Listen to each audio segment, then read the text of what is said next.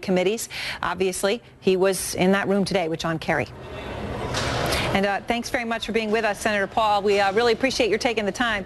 You and Secretary Kerry got into it today during the hearing, and I waited all day for it, and then of course, you delivered.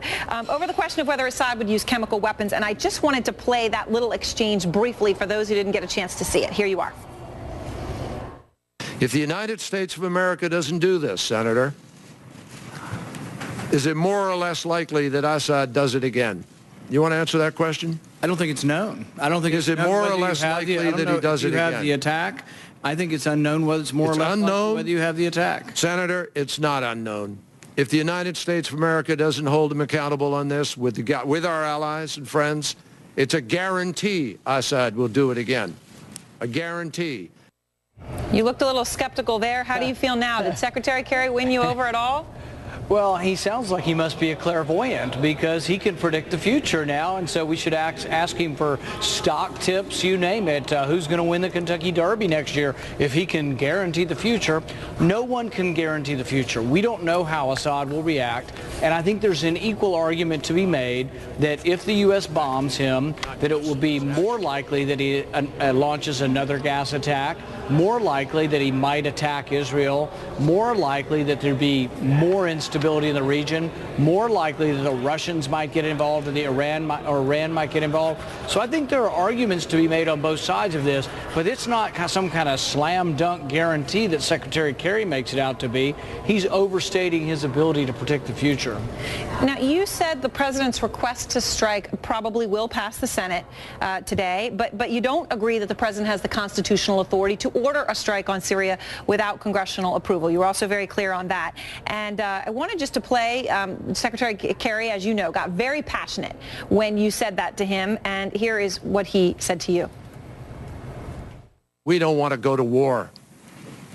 We don't believe we are going to war in the classic sense of taking American troops and America to war. The president is asking for the authority to do a limited action that will degrade the capacity of a tyrant who has been using chemical weapons to kill his own people. The president is not asking you to go to war. He's not asking you to declare war. He's not asking you to send one American troop to war. But obviously he did leave boots on the ground as an option on the table. Well, and here's the thing is, soldiers, you know, are sailors, they're Air Force pilots, they're technicians, CIA, there's all kinds of people who will be involved in this effort. To say this is not war, it's just plain not accurate. To say it's a small war, well, he's starting out with a small war, but can a small war like Vietnam that he served in become a big war? No, I think he's not accounting for the fact that the Constitution does not differentiate between small war and big war. The Constitution says the legislature gets to decide. And what I pressed him on is that I am proud of the president for coming to Congress, but the president says he has to say he will adhere to our verdict. He can't come to us in theater and say, oh, you guys get to vote, but it may not count if I don't like your vote. He can't do that.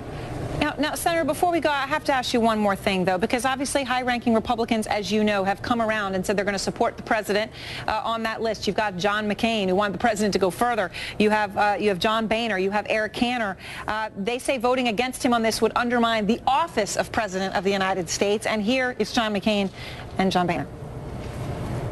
A vote against that resolution by Congress, I think, would be catastrophic because it would undermine the credibility of the United States of America and the president. This is something that the United States as a country needs to do. I'm going to support the president's call for action. I believe that my colleagues should support this call for action. Do you have any concern that your vote, which I know is a firm no, would hurt the office of presidency of the United States? You know, I take my responsibility very seriously, and I'm not too concerned about the president's public relations.